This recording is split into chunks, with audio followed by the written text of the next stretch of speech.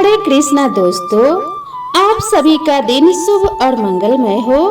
भाद्रपद मास के कृष्ण पक्ष की षष्ठी तिथि पर हर छठ व्रत किया जाता है। इस पर्व को चंदन छठ, बलदेव छठ और अन्य नाम से भी जाना जाता है। इस दिन विशेष रूप से भगवान बलराम की पूजा की जाती है।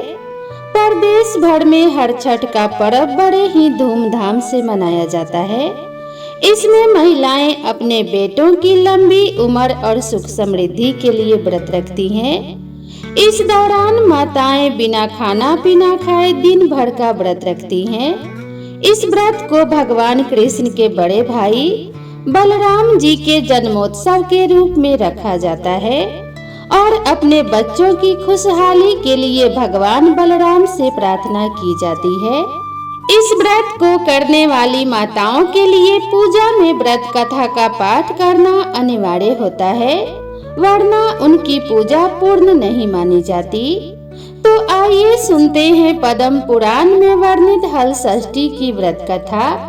एक समय धर्मराज युधिष्ठिर ने भगवान श्री कृष्ण से कहा कि हे माधव, आपने संसार की भलाई के लिए ही अवतार धारण किया है।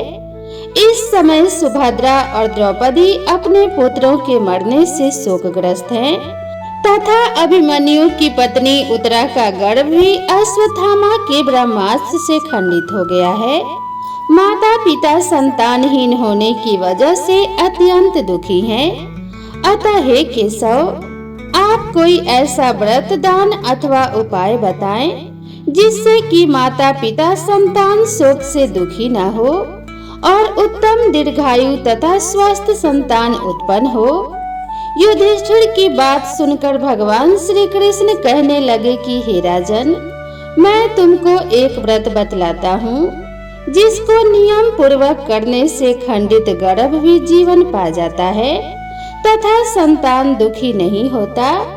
राजा युधिष्ठिर के पूछने पर भगवान श्री कृष्ण ने कहा कि हे युधिष्ठिर, प्राचीन काल में सुभद्र नाम का एक प्रसिद्ध राजा था।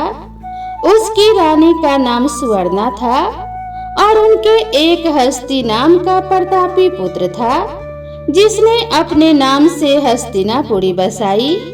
राजपुत्र एक दिन धात्री के साथ गंगा जी में स्नान करने गया और गंगा जल में क्रीड़ा करने लगा।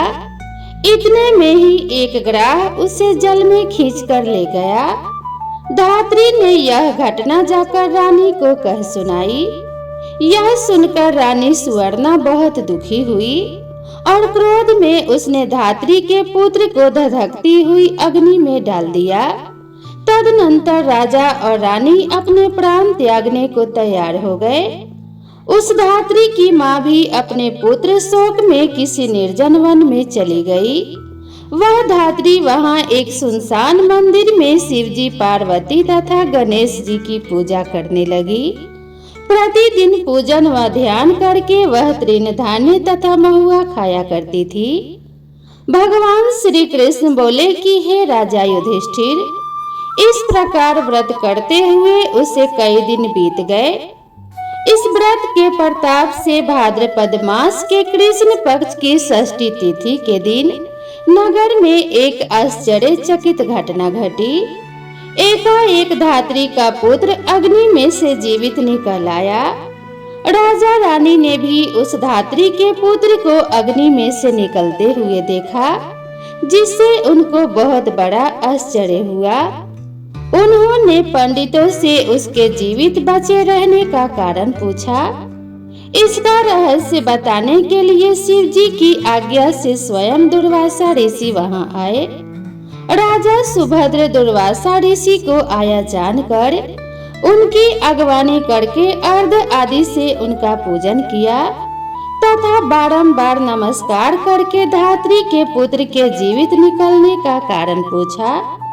दुर्वासा ऋषि ने कहा कि हे राजन, उस धात्री ने वन में जाकर नियम पूर्वक अति भक्ति भाव से भगवान शिव जी का, स्वामी कार्तिकेय, माता पार्वती जी एवं गणेश जी का ध्यान, पूजन, स्मरण इत्यादि श्रद्धा सहित किया है तथा व्रत भी नियम पूर्वक किया है। यह उस व्रत का ही प्रभाव है जिसके कारण धात्री का पुत्र जीवित ही मिल गया। अतः आप भी वहां जाकर यह धार्मिक कर्म करें। राजा और रानी ने दुर्वासा ऋषि को विदा कर दिया। तदुपरांत वे दोनों धात्री के पुत्र को साथ लेकर जंगल में जा पहुँचे। वहां पहुंचने के बाद राजा ने उस धात्री को भगवान शिव का कुश पलाश अर्थात ढाक के नीचे अति श्रद्धा के साथ पूजन अर्चन करते हुए देखा। राजा ने धात्री को उसके पुत्र से मिला दिया। तत्पश्चात धात्री ने राजा को इस उत्तम व्रत के महात्म्य को सविस्तार बता दिया। उसने कहा कि हे राजन, जिस दिन से आपके भय से त्रस्त मैं यहाँ आई, मैंने केवल वायु का ही भोजन करते हुए भगवान शिव, कार्तिकेय, पार्वती जी एवं गणेश जी की पूजा की है। एक दिन आधी रात के समय स्वप्न में भगवान शिव ने मुझे दर्शन दिया और कहा कि तेरा पुत्र जीवित हो गया है, क्योंकि तूने हमारा व्रत एवं पूजन बड़ी श्रद्धा तथा भक्ति से किया है। यदि तुम्हारी रानी भी उसी व्रत को विधि पूर्वक करे तो उसका भी पुत्र उसको जीवित मिल जाएगा तथा और भी बहुत से पुत्र उत्पन्न होंगे। भगवान श्री कृष्ण ने धर्मराज युधिष्ठिर से कहा कि हे राजन, भादो के महीने में कृष्ण पक्ष की षष्ठी को यह उत्तम व्रत करना चाहिए। उस दिन प्रातः स्नान करके क्रोध, लोभ, मोह को त्याग कर व्रत का नियम पूर्वक संकल्प लेना चाहिए। जब तक व्रत रहे तब तक किसी जीव की भी हिंसा ना करे। व्रत संपूर्ण करने के लिए चींटी आदि के मार्ग का भी उल्लंघन ना करे तथा दोपहर के समय मित्रों सहित पलाश अर्थात ढाक तथा कुशा के नीचे भगवान शिव, माता पार्वती, स्वामी कार्तिकेय तथा गणेश जी की मूर्ति स्थापित करके धूप, दीप, नैवेद्य आदि से विनम्र भक्ति भाव से पूजा करें और प्रार्थना करें कि हे सौम्य मूर्ति, पंचमुख, शूलधारी, नंदी, श्रृंगी, महाकाय आदि गुणों से युक्त आप भगवान शिव को मैं साष्टांग नमस्कार करती हूँ। शिव हरकांता, प्रकृति श्रेष्ठ हेतु सौभाग्यदायिनी गौरी और माता पार्वती को मैं नमस्कार करती हूँ। हे मयूर वाहन, हे क्रोच पर्वत को विदीर्ण करने वाले कुमार विशाख और स्कंद, आप स्वामी कार्तिकेय को मैं बारंबार नमस्कार करती हूँ और साष्टांग प्रणाम करती हूँ। इस प्रकार इन चारों देवताओं की भली प्रकार पूजा करें। फिर ब्राह्मणों सहित गाजे बाजे से अपने घर को जावें। उस दिन समा के चावल का भोजन करें और दही, दूध, घी तथा मट्ठा विशेष रूप से खाएं। जो स्त्री पुरुष इस व्रत को विधि पूर्वक करता है वह पुत्र पौत्रवान और सुखी होकर जीता है। धात्री की ऐसी बात सुनकर राजा रानी ने विधि पूर्वक इस व्रत का संकल्प लिया और इस व्रत को किया, जिसके प्रताप से वह राजा पुत्रवान हो गए। शीघ्र ही ग्राह के गले से निकलकर उनका पुत्र जीवित लौट आया। यह चमत्कार देखकर राजा रानी ने भगवान शिव के चरणों में नमस्कार किया। इस व्रत के प्रभाव से राजा को और भी कई आयुष्मान पुत्र प्राप्त हुए तथा राज्य में अनावृष्टि, महामारी, दुर्भिक्ष आदि के उपद्रव दूर हो गए और राजा अनेक वर्षों तक निर्विघ्न राज्य करते रहे। भगवान श्री कृष्ण ने कहा कि हे युधिष्ठिर, यदि उत्तरा भी यह व्रत विधि पूर्वक करे तो उसके सब दुख दूर हो जाएंगे। भगवान के एक वचन सुनकर राजा युधिष्ठिर कृत्य हो गए और अश्वत्थामा द्वारा खंडित किया हुआ उत्तरा का गर्भ इस व्रत के प्रभाव से जीवित हो गया। इस व्रत के करने से वंश स्थिर होता है।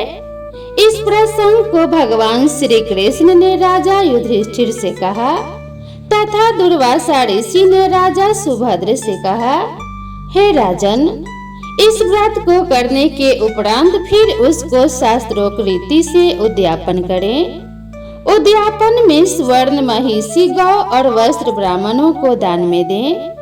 सोने अथवा चांदी की मूर्ति बनाकर वेद पाठी ब्राह्मणों सहित उनका पूजन करें। दुर्वासा ऋषि ने कहा कि हे राजन, विद्वान धर्मनिष्ठ राजा युधिष्ठिर ने भी इस व्रत को उत्तरा से करवाया था, जिसके प्रभाव से अश्वत्थामा द्वारा खंडित किया हुआ गर्भ उदर में ही हिलने डुलने लगा तथा गर्भ राजा परीक्षित के रूप में प्रकट हुआ।